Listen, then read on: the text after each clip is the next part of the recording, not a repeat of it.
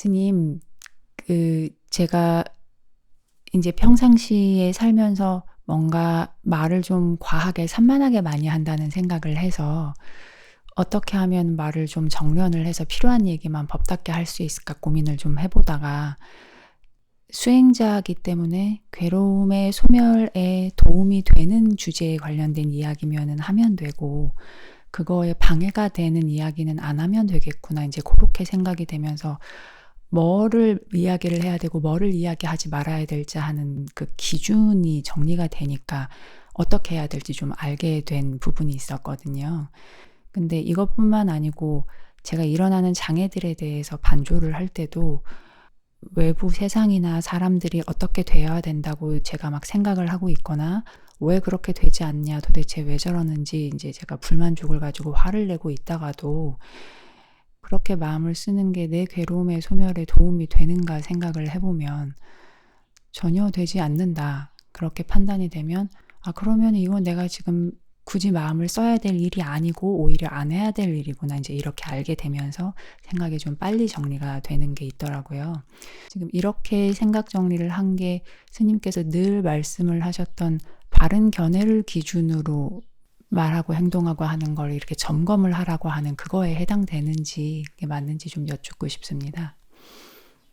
네, 그게 어찌 보면은 우리가 이제 말을 하거나 행동을 하거나 이런 거가 결국은 이제 이 말이 나에게도 이익이 되고 뭐 또 다른 사람들에게도 이익이 되는지 그런 거가 이제 중요한 판단의 기준이 되는데, 근데 그 기준에서 이제 가장 중요한, 특히 이제 이런 수행자들에게 가장 중요한 거는 이것이 이제 괴로움의 소멸에 도움이 되는 생각이고 말인지 또 괴로움의 소멸에 도움이 안 되는지 이걸 가지고 판단하면 제일 이제 기준점이 명확하겠죠, 그죠? 그래서 우리가 어떤 말을 하거나 행동을 했을 때 그것이 궁극적으로 이제 점점 우리가 그런 해로운 그런 번뇌들이 줄어들고 이제 괴로움의 소멸에 도움이 된다면 그런 것들은 이제 말을 해서 되게 유익하고 의미가 있는 거겠죠. 근데 그런 말을 함으로써 점점 더 번뇌가 커지고 또 그걸로 인해서 파생된 또 번뇌들이 일어나고 그걸로 인해서 계속 화라든가 집착이 커진다면은 그런 식으로 말을 하는 거는 해서는 아무 이익이 없잖아요. 그러니까 이제 그런 거는 멈춰야 되겠죠. 그래서 우리가 보통 이제 말이라고 하는 게 생각하고 연관이 돼 있거든요. 말을 하기 전에 생각이 움직이고 말을 하니까. 그래서 이제 결국 이제 말을 잘하냐, 이 말이 할 말인지 아닌지 이런 거를 판단하는 중요한 기준점 중에 하나가 이게 바른 견해하고 부합하는지 또는 부합하지 않는지 그게 이제 제일 중요한 판단의 기준이 되겠죠.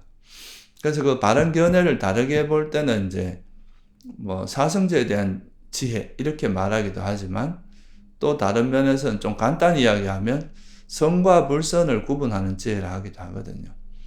그러면 이게 이제 내가 지금 하는 것이 선한 것인지 아니면 불선한, 해로운지, 유익한지 해로운지 이거를 이제 구분하는 지혜가 있으면 내가 하는 이 말이 정말 해로운 말이라면, 해롭다는 것은 괴로움의 소멸에 해롭다는 거잖아요.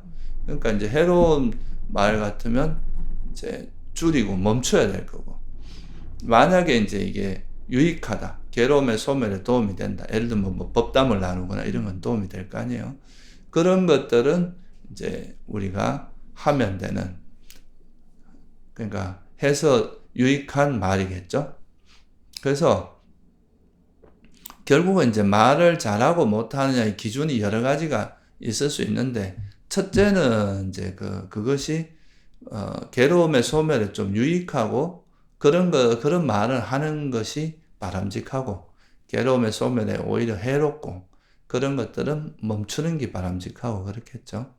이 외에도 뭐 부처님께서 하신 말씀 중에 하나가 그것이 이제 굉장히 바른 말이라 할지라도 지금 그 말을 해서 이제 나나 다른 사람에게 유익하지 않은 말 같으면 안 하는 게 좋다 그랬거든요. 왜냐하면 시의적절하지 않을 때는 안 하는 게 좋다는 거죠.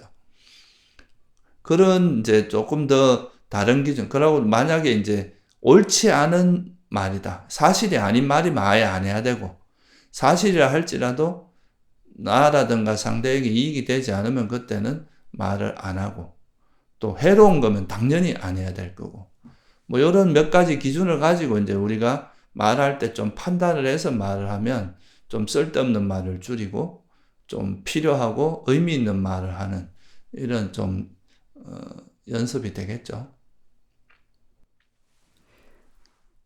이게 괴로움의 소멸에 도움이 되는지 하는 그 기준을 가지고 판단을 해보면 사실 제가 지금까지 신경 쓰고 마음을 기울였었던 것 중에 상당수가 그런 방향 쪽에 해로운 방향이구나 하는 생각이 들면서 사실 내가 해야 될 건 굉장히 단순하고 그렇게 많지 않구나 이런 생각이 들었습니다. 그래서 늘 말씀해 주셨는데도 제가 계속 못 알아듣다가 지금의 바른 견해, 사성제의 바른 견해가 수행의 방향성이라고 얘기해 주신 그게 얼마나 중요한 내용을 얘기해 주셨는지 약간 조금 알게 된 계기가 됐습니다. 예, 그래서 사실 우리가 이제 부처님 가르침을 들어보면 그렇게 복잡하지 않기 때문에 사람들이 사실 중요한 가르침은 그렇게 복잡한 건 아니거든요. 그러니까 이제 사람들이 조금 이제 몇 번 반복해서 듣다 보면 자기가 다 안다고 생각하는 경우가 많아요. 근데 실제 그거는 이제 그냥 지식을 한 거고, 실제 그게 자기 삶에서 녹아서 내가 삶을 살아가면서 말하고 행동하고 사고하는 그 속에 녹아나는 거는 굉장히 어렵거든요. 그러니까 지금 질문자도 예전에 그런 이제 개념을 몰랐던 것도 아니고 지식으로는 몰랐던 것도 아닌데 실제 이게 내가 삶 속에서 이렇게 내가 실제로 머리로는 알고 있었지만 실제 내가 행동할 때는 바른 견해가 말하거나 생각할 때 적용되지 않았구나.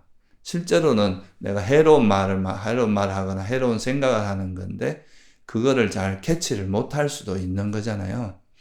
근데 이제 그거를 수행을 하면서 이제 자기를 계속 관찰하다 보면 알아차리다 보면 내가 지금 말을 하고 있는데 여기에 사실은 화가 있었구나. 또는 집착이 있었구나 하는 걸 알게 되고 그러면 이제 내가 지금까지 내 딴에는 뭐 한다고 했지만 이게 사실은 수행적으로 보면 해로운 거였구나. 그런 걸 이제 스스로 발견하게 되면 이해가 깊어지는 거거든요, 이게.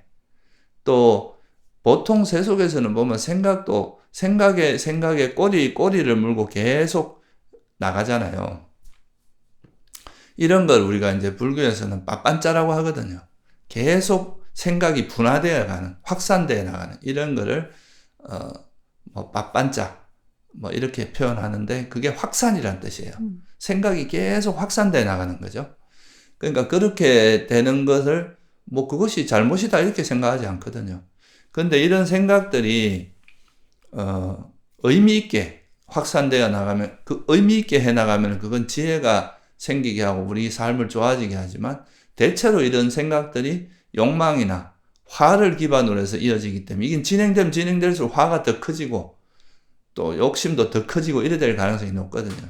그래서 이럴 때는 이것이 이제 이런 것들이 해롭다는 걸 이제 명확히 이해하고 한 걸음 물러서는 것이 되게 중요하다. 그래서 이럴 때도 판단의 기준이 이것이 해로운 거라는 걸 알면 멈출 수 있잖아요. 근데 이걸 해로운 걸 모르면은 못 멈추거든요. 그러면 이것이 해롭다, 유익하다고 하는 그 기준이 뭐냐 이거예요. 그게 바로 이제 괴로움의 소멸에 해로우냐, 괴로움의 소멸에 유익하냐, 이 차이일 거 아니에요. 그죠? 그래서 괴로움의 소멸이라고 하는 것이 굉장히 중요한 기준이 되는 거예요. 그래서 불교에서는 사성제가 이제 두 가지 측면이 있는데 하나는 괴로움과 괴로움의 성멸에 대한 명확한 정의를 주는 거죠. 뭐가 괴로움이고 괴로움인 걸 알면 이 괴로움에서 벗어난 상태가 어떤 상태라는 걸 알 거 아니에요. 그러면 이 벗어난 괴로움이 소멸된 상태에 가는데 이게 유익한 건지 해로운 마음인지 유익한 마음인지 이거를 구분할 수 있게 될 거 아니에요. 또 하나는 이제 수행의 방향성과 구체적으로 그야말로 이걸 이제 해로운 마음을 버리고 유익한 걸 개발하는 이 수행 방법이 뭐냐, 이거에 대해서 또 명확히 알아야 될 거 아니에요. 그거를 또 제시한 게 팔정도이기 때문에 결국은 사성제라고 하는 것은 수행의 방향과 또 수행의 방법을 명확히 보여준 가르침이다, 이렇게 말할 수 있습니다. 그 말씀해 주신 거를 듣다 보면 지금까지 그 사성제 얘기를 정말 귀에 박히도록 정말 많이 해주셨거든요. 불교의 가르침은 괴로움과 괴로움의 소멸이라고 부처님께서 경전에 말씀해 주신 그것도 굉장히 여러 번 인용을 해주셨고, 근데 그게 왜 그렇게 실제 수행에서 이렇게 살아서 움직이는 느낌으로 적용이 되는데 이렇게 오래 시간이 걸렸나, 약간 좀 한심한 생각이 좀 들기도 합니다.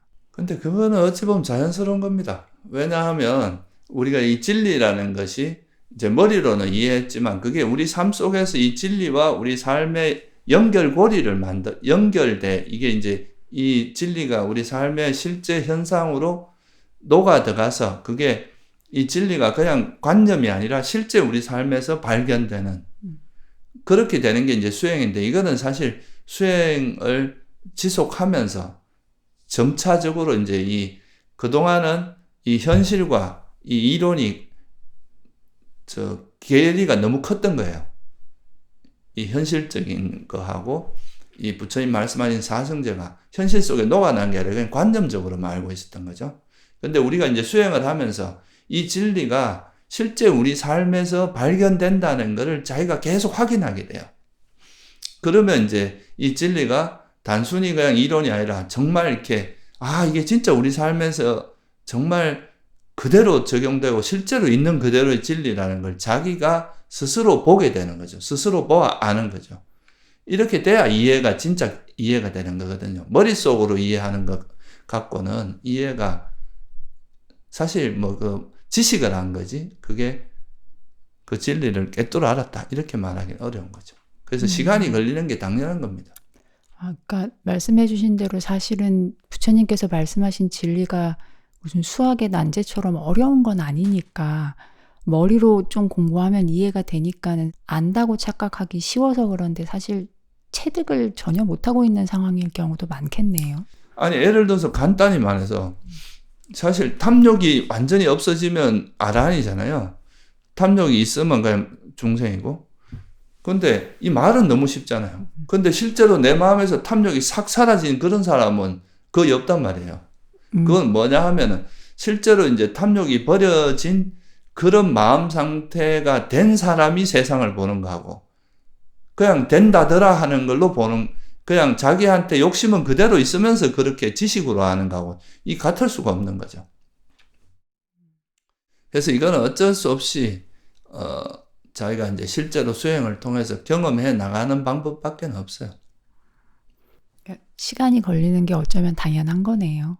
그렇죠. 실제로 이제 우리 마음에서 실제로 탐욕이 없는 상태가 점점 시간이 길어지고 그런 상태가 정착돼야 그게 진짜 사람이 바뀌는 거거든요. 머리로는 이게 탐욕이 없는 거다 이렇게 하지만 실제 내 마음에 계속 탐욕이 있으면 그거는 여전히 범보고 여전히 중생일 수밖에 없잖아요.